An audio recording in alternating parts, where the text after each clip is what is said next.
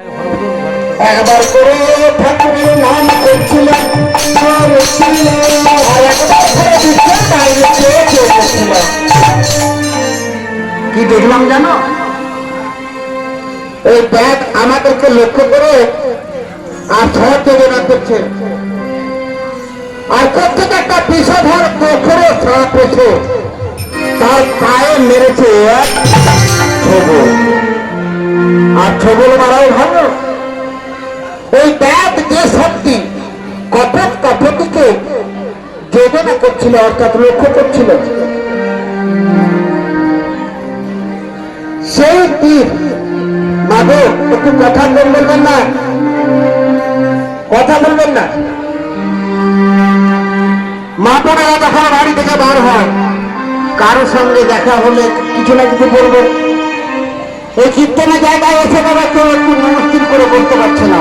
কেউ জিজ্ঞেস করছে, দিদি ও দিদি তোমার শাড়িটা বেশ সুন্দর গো, কোথা থেকে কিনেছো না বাবু গ্রাম, কতটা আর নিয়েছো তো খেয়ে গেছো।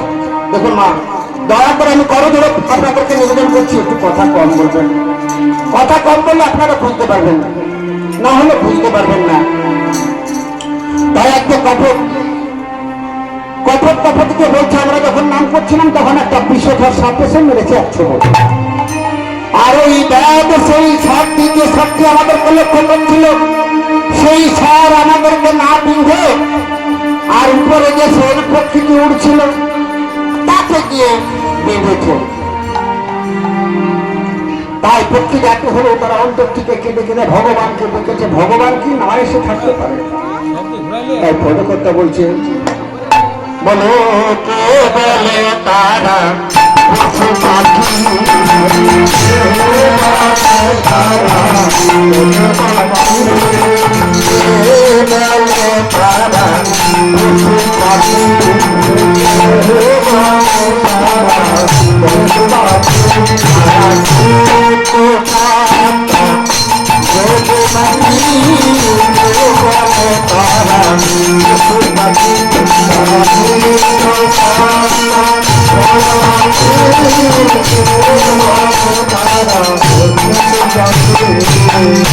এদিকে বৃন্দাবনে প্রভাত হতো,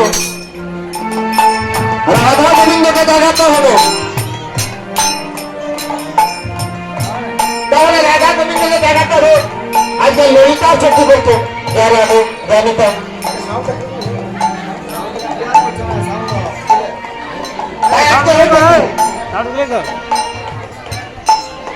না, রাধা গোবিন্দকে দেখাতে হবে। ললিতা শক্তি বলছে চিত্রাকে, বলে চিত্রা জানা শক্তি চিত্রা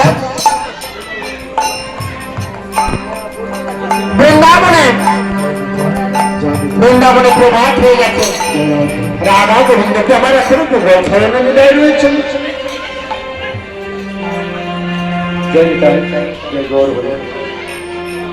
তবে তো বৃন্দাবনে রাধা গোবিন্দকে আমার এখনো গোবর্ধনে বিদায় রয়েছে। কবে থেকে রিকোয়েস্ট করে বলছি, অনুরোধ করে বলছি, এই আইসক্রিমের গাড়িগুলোকে টুকুরে সরে করে যারা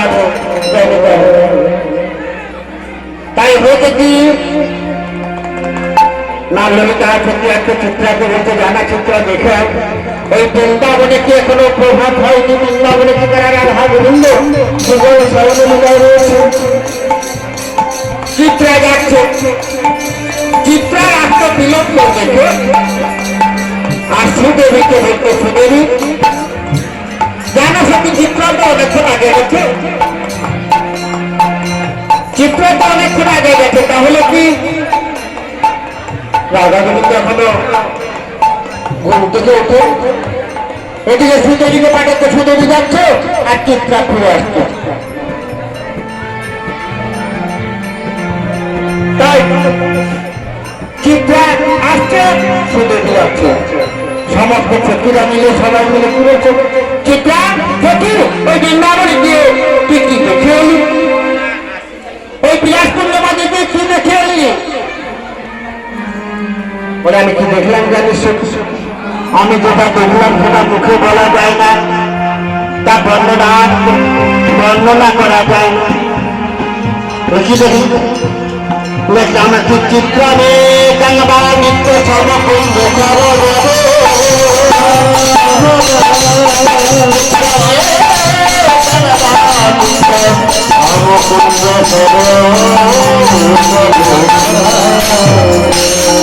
বলে বলি বলো কুঞ্জের মতো কি সরোবর করতে